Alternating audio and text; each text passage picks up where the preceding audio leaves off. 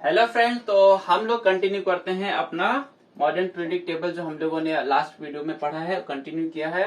उसको हम लोग कंटिन्यू करते और समझते हैं। हमने लास्ट पढ़ा था पोजीशंस ऑफ एलिमेंट्स के अंदर हम लोग S block, P block, D block और एफ ब्लॉक क्या होता है। अब हम लोग उसको इस सारे ब्लॉक को एकदम डिटेल में हम लोग पढ़ते हैं और समझते हैं कि ये ब्लॉक क्या है। ठीक है, चलो मैं यहाँ से इसको मिटाता हूँ, फिर समझाता हूँ आप लोगों को क्या है।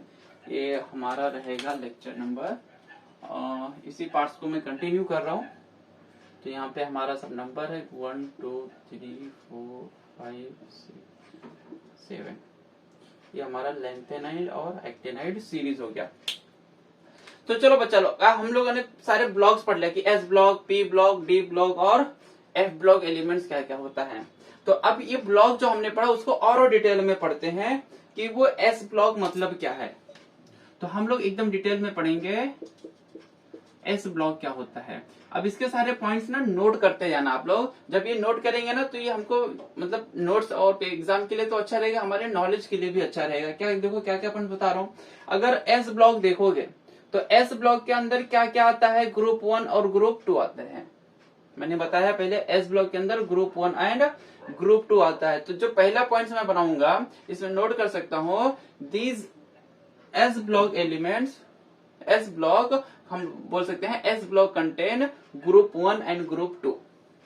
तो लिखते जाओ साथ में। तो S block, S block contain group 1 and 2, group 1 and group 2। तो एस ब्लॉक के अंदर दोनों ग्रुप आता है, ग्रुप 1 एंड ग्रुप 2। ये मेरा पहला पॉइंट हो गया।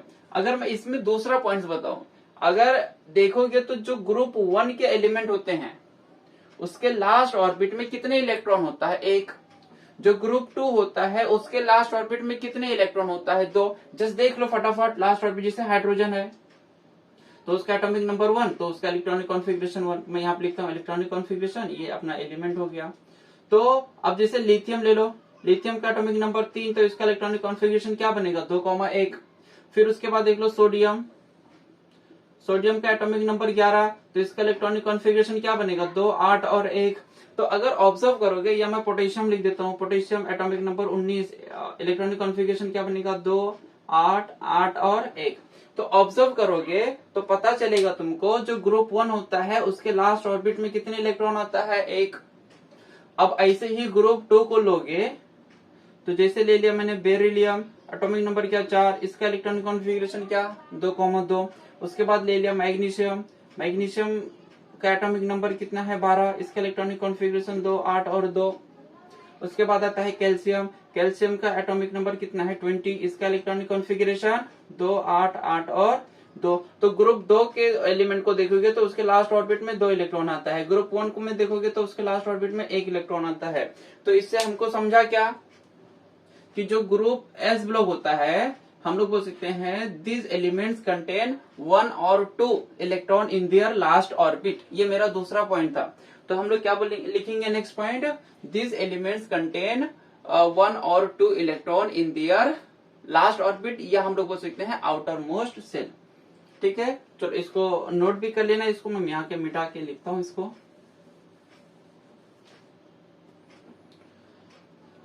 ठीक है, चलो देखो, तो हम लोग क्या बोलेंगे, दिस एलिमेंट्स कंटेन 1 और 2 electron in their outermost shell. These elements contain 1 or 2 electron in their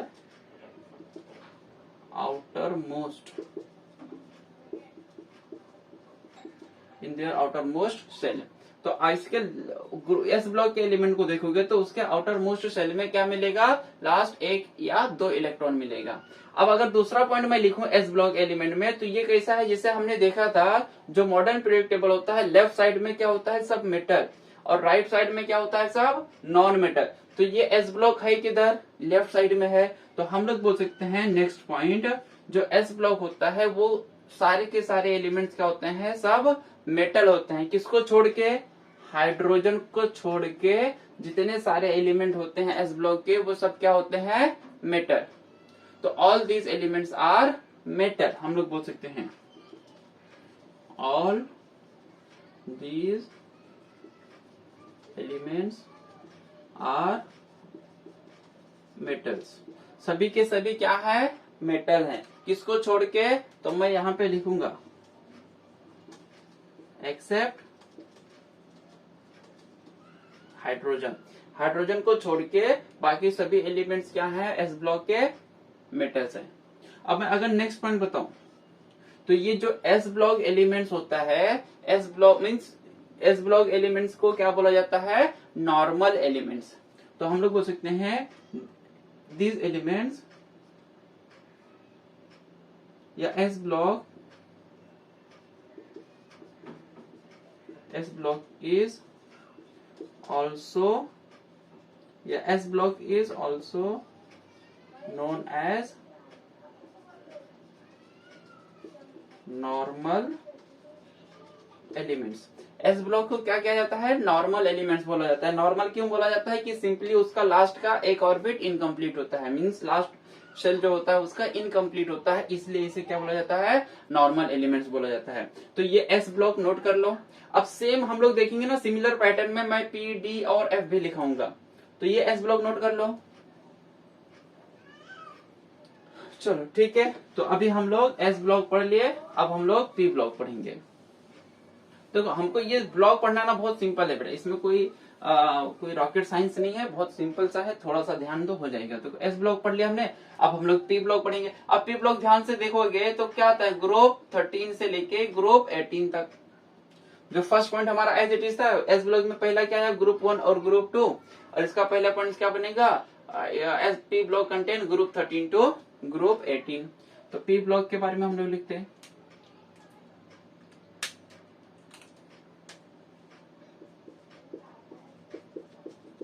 P block. अब पी ब्लॉक को हमको समझना है, तो इसका पहला पॉइंट हम लोग कोशिश करेंगे एक जैसा पॉइंट से है। तो उसमें क्या लिखा था हमने, S block contain group 1 and group 2। हम लोग यहाँ पे बोलेंगे P block contain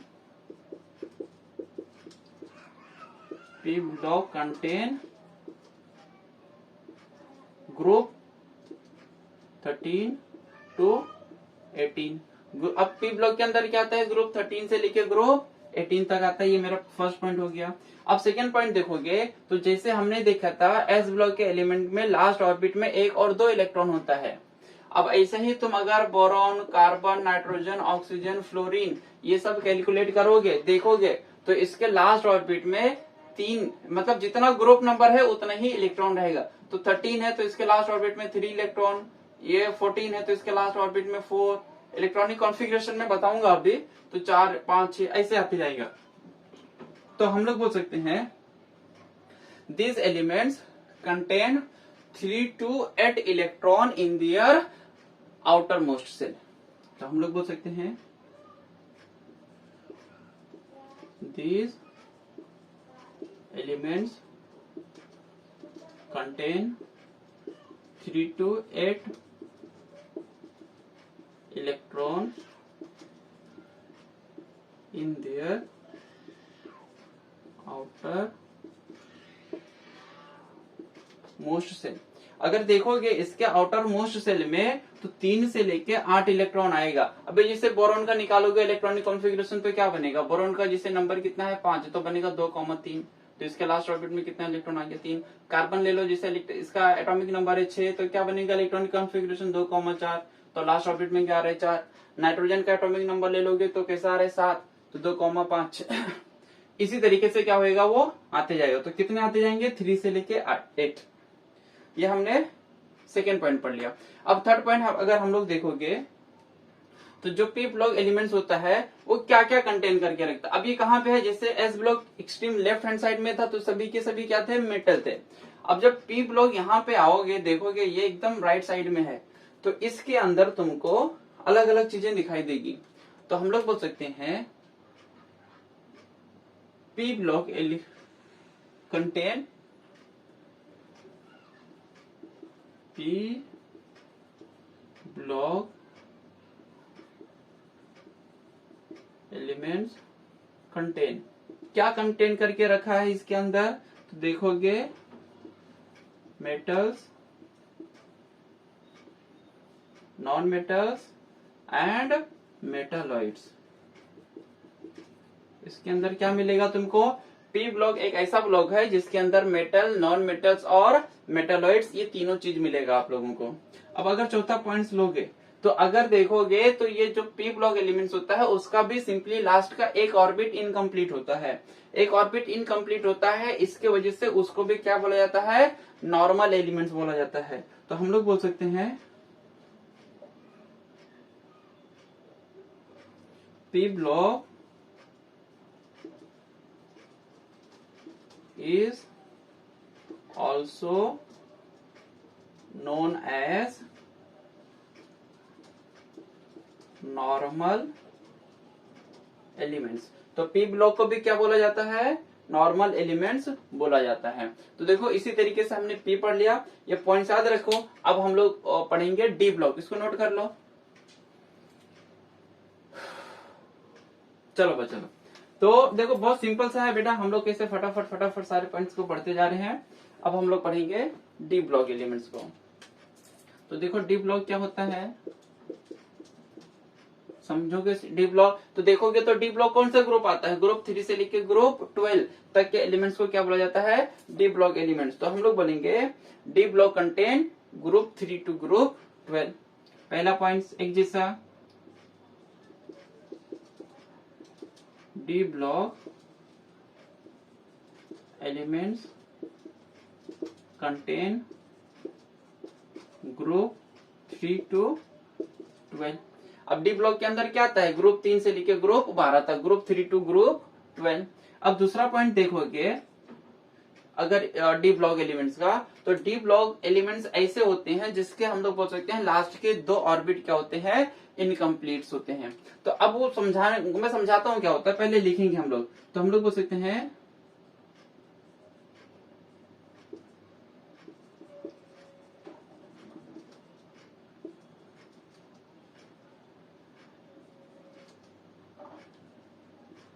last 2 orbits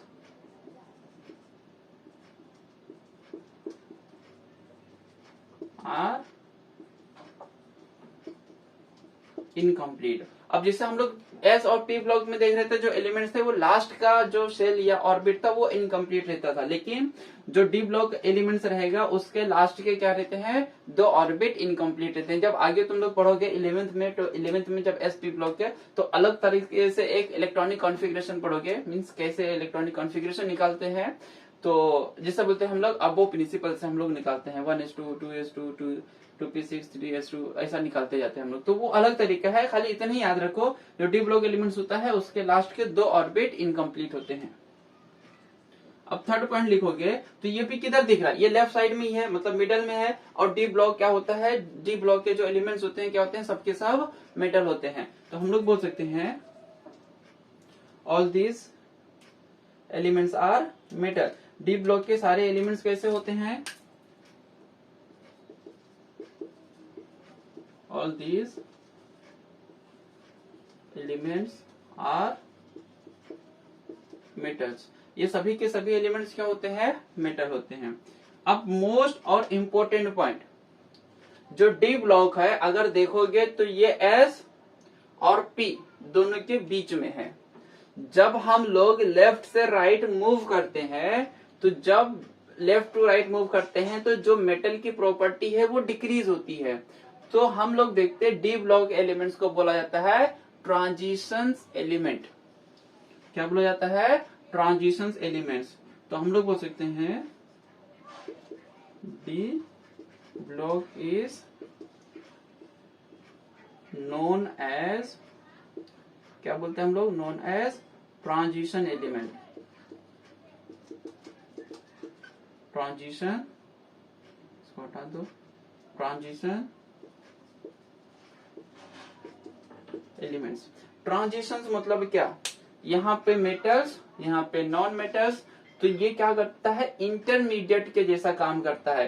तो जो इंटरमीडिएट होता है, किसी एक फेज से दूसरे फेज में जब चेंज होता है तो बीच में कैसा आता है, उसका एक स्टेट आता है ट्रांजिशन स्टेट। जैसे यहाँ पे एकदम प्योर मेटल है, यहाँ पे क्या है, एकदम प्योर नॉन मेटल है। तो जब हम लोग मेटल से नॉन मेटल की तरफ जा रहे थे यहाँ से, तो धीरे धीरे मेटल की प्रॉपर्टी क्या होती जाती है, कम होती जाती है। तो उस स्टेट को हम लोग क्या बोलते हैं, ट्रांजिशन स्टेट। तो इसलिए डी ब्लॉक को बोला जाता है, ये ट्रांजिशन का काम करता है, इसके और इसके बीच में ट्रांजिशन करता है, कराता है, एक ब्रिज का काम करता है, ये यहाँ पे चेंजेस करवाता है। तो इसीलिए हम लोग इसे क्या बोला जाता है, ट्रांजिशन एलिमेंट। तो यहाँ पे हमने डी ब्लॉक के चारों पॉइंट्स नोट कर लिए, इसको नोट कर लो। अब हम लोग एफ ब्लॉक को समझेंगे।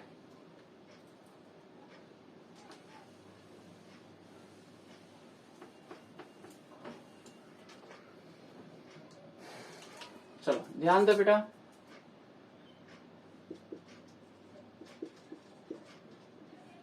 एफ ब्लॉक एलिमेंट्स को हम लोग समझेंगे। तो देखो एफ ब्लॉक के अंदर क्या था, एफ ब्लॉक मतलब कहा, ये एस हो गया मेरा, ये पी, ये डी। यहाँ पे देखो bottom of the periodic table, periodic table के जो नीचे जो बॉटम पे होता है उसे बोला जाता है एफ ब्लॉक एलिमेंट। क्या बोला जाता है उसे,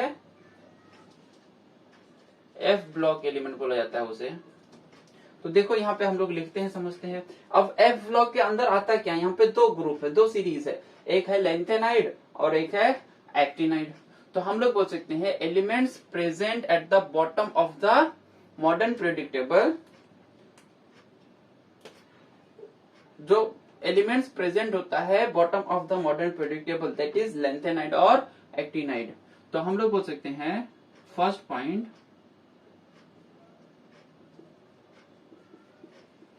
एफ ब्लॉक, या हम लोग ऐसा लिख देंगे, elements present at the bottom of the periodic table, bottom of the periodic table, that is lanthanide and actinide series. अब जो lanthanide actinide सीरीज होता है is called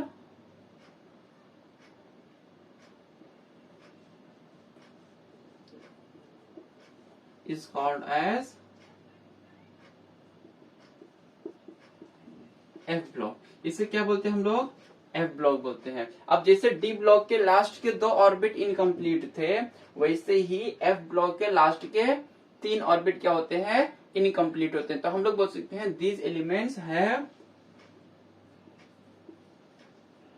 these elements have 3 outermost shell incomplete. इसके पास हम लोग देखेंगे 3 outer most shell क्या होता है, इनकम्प्लीट होता है। इसीलिए अब ये जो एलिमेंट होता है ये ट्रांजिशन एलिमेंट्स के अंदर प्रेजेंट है। जैसे मैंने यहाँ बताया था 57 से 71, और यहाँ से हम लोग बोल सकते हैं 89 से लेके 103 तक। तो ये यहाँ पे प्रेजेंट होता है। तो अब देखो ट्रांजिशन के अंदर प्रेजेंट है, तो हम लोग क्या बोलेंगे, इनर ट्रांजिशन एलिमेंट्स। तो एफ ब्लॉक को क्या बोला जाता है, इनर ट्रांजिशन। क्यों इनर ट्रांजिशन, क्योंकि ये ट्रांजिशन एलिमेंट्स के अंदर प्रेजेंट है। यहाँ पे देखोगे थर्ड ग्रुप में 6th पीरियड में, तो यहाँ पे क्या है, लेंथेनाइड और एक्टिनाइड सीरीज प्रेजेंट होता है, जिसमें 14 और 14 एलिमेंट्स होते हैं। तो अगर हम लोग बोल रहे हैं ये कि ये ट्रांजिशन एलिमेंट्स के अंदर प्रेजेंट है, तो हम लोग इसलिए इसको दूसरे नाम से बोलते हैं इनर ट्रांजिशन एलिमेंट्स। और ये जो एलिमेंट्स होता है, क्योंकि यहाँ पे डी ब्लॉक में सब मेटल है, तो मेटल के अंदर जो दूसरा सब ग्रुप है ये भी क्या रहेगा, पूरा मेटल रहेगा। तो हम लोग बोल सकते हैं all these elements are metal, all these elements are metals. ये सभी के सभी एलिमेंट्स क्या होते हैं, मेटल्स होते हैं। अगर चौथा पॉइंट मैं बताऊं, जैसे मैंने बताया, तो F block elements are known as, इसे किस और नाम से जाना जाता है? तो इसे जाना जाता है इनर ट्रांजिशंस एलिमेंट्स। तो इसे बोला जाता है इनर ट्रांजिशन एलिमेंट्स। तो यहाँ पे हमने देखा चार ब्लॉक को हमने एकदम डिटेल में अच्छे से समझ लिया है, समझ लिया है। तो अब हम लोग थोड़ा समझेंगे इलेक्ट्रॉनिक कॉन्फ़िगरेशन क्या होता है। ऑलरेडी मैंने बताया हुआ है लेकिन फिर भी बताता हूँ, और यहाँ पे इसको खत्म करते हैं हम लोग इलेक्ट्रॉनिक कॉन्फ़िगरेशन को। तो इसको नोट कर लो। चलो ठीक है।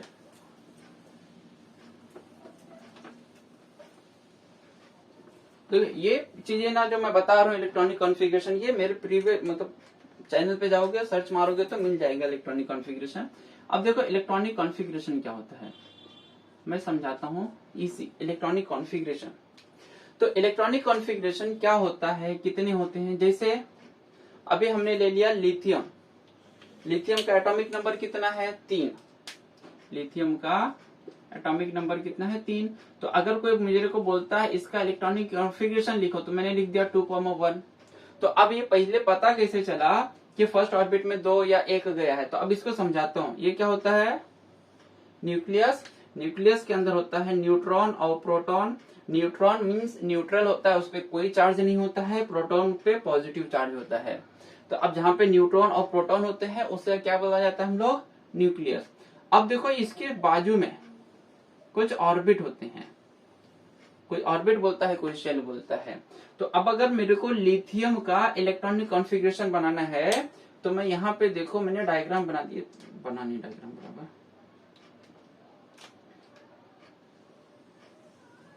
ये बना दिया मैंने शेल। अब अगर यहाँ पे देखोगे तो यहाँ पे दिख रहा है कि फर्स्ट ऑर्बिट में 2 इलेक्ट्रॉन जाएगा। अब ये सर पता कैसे चलता है कि फर्स्ट ऑर्बिट में 2 इलेक्ट्रॉन जाएगा, सेकेंड ऑर्बिट में 8 जाएगा, कैसे कितना जाएगा? तो एक फॉर्मूला होता है। क्या होता है? फॉर्मूला होता है एक। तो हम लोग बोल सकते हैं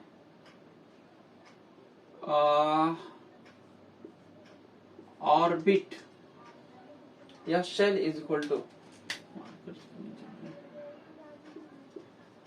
शेल इज इक्वल टू हम लोग लिख सकते हैं 2n²। क्या लिखेंगे हम लोग? 2n²। तो समझ लो हमको पता करना है कि फर्स्ट सेल में मतलब के सेल में, और यहाँ पे n का मतलब है नेचुरल नंबर। तो अगर हमसे कोई पूछता है फर्स्ट सेल में कितने इलेक्ट्रॉन रहेंगे, मतलब के सेल का हमको बताना है कितने इलेक्ट्रॉन होता है के सेल के अंदर, तो हम लोग लिख सकते हैं के सेल कौन सा है? फर्स्ट सेल है। तो हम लोग लिख देंगे 2 × 1 का स्क्वायर। अब 1 का स्क्वायर कितना होता है? 1। 2 × 1 तो हम लोग बोल सकते हैं 2। तो हम लोग बोल सकते हैं जो फर्स्ट सेल में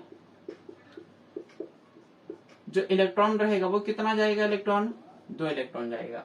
तो जब भी न्यूक्लियस के बाद जो सेल आएगा वो फर्स्ट सेल रहेगा, उसको के सेल भी बोलते हैं। और के सेल में कितना इलेक्ट्रॉन रह सकता है? सिर्फ 2। ऐसे ही अगर हम लोग देखेंगे कोई पूछता है कि सेकेंड ऑर्बिट में या सेल में कितना इलेक्ट्रॉन रहेगा, तो हम लोग लिख सकते हैं number of electron in the second shell. ऐसा भी लिख सकते हैं, मैं शॉर्ट में लिख रहा हूँ। तो 2n²।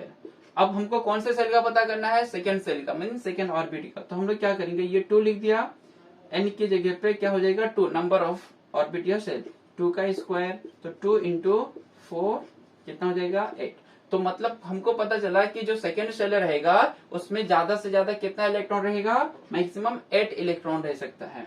अब अगर हमको ऐसे ही बोलता है कोई कि थर्ड सेल में बताओ कितने इलेक्ट्रॉन रह सकते हैं, मतलब m सेल में, तो अगर हमको m सेल का निकालना है, मीन्स थर्ड सेल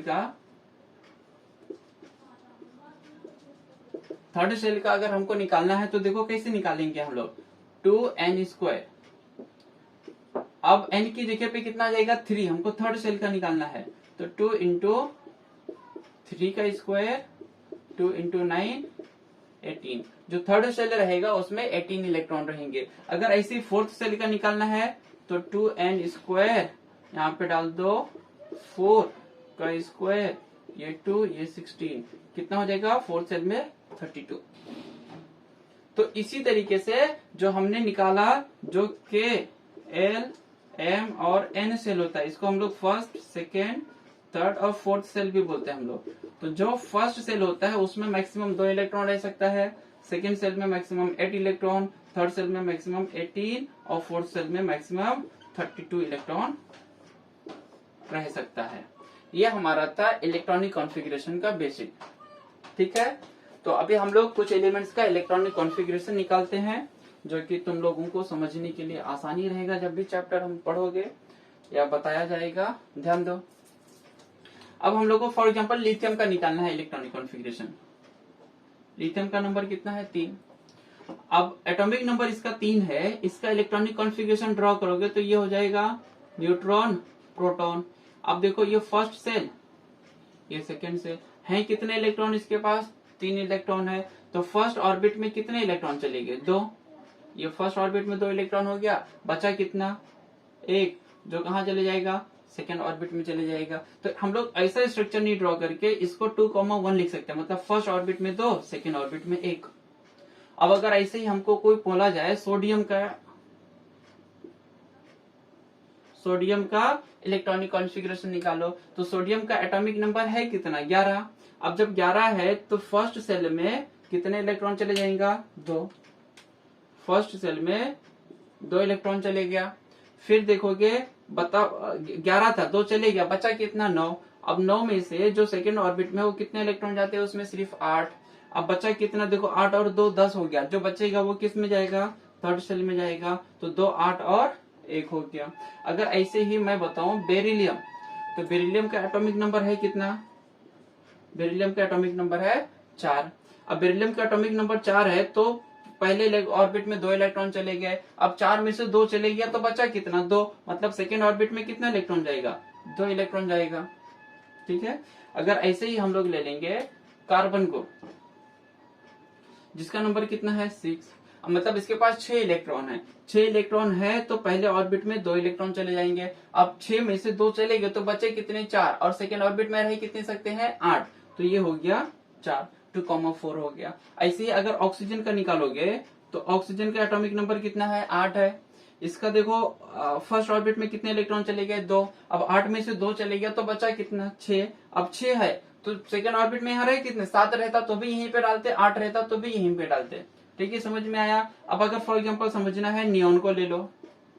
नियोन, इसका नंबर कितना है? 10। अब देखो फर्स्ट ऑर्बिट में 2 इलेक्ट्रॉन चले गए, बचा कितना? 8। अब दूसरे ऑर्बिट में 8 चले जाएगा क्योंकि इसकी कैपेसिटी कितनी है? 8 की रखने की। लेकिन अगर इससे ज्यादा रहता तो वो आगे चले जाता थर्ड ऑर्बिट में। तो इस तरीके से हम लोग इलेक्ट्रॉनिक कॉन्फ़िगरेशन को निकालते हैं। तो यहाँ पे हमका हमारा मॉडर्न पीरियोडिक टेबल के पोजीशंस ऑफ एलिमेंट्स, ब्लॉक्स और उसका इलेक्ट्रॉनिक कॉन्फ़िगरेशन ये हम लोगों ने समझा है। नेक्स्ट पार्ट में हम लोग समझेंगे इसके ट्रेंड को। ठीक है, तो बच्चा लोग इसको ज्यादा से ज्यादा अपने दोस्तों के साथ शेयर करो, लाइक करो और सब्सक्राइब करो। थैंक यू बच्चा लोग।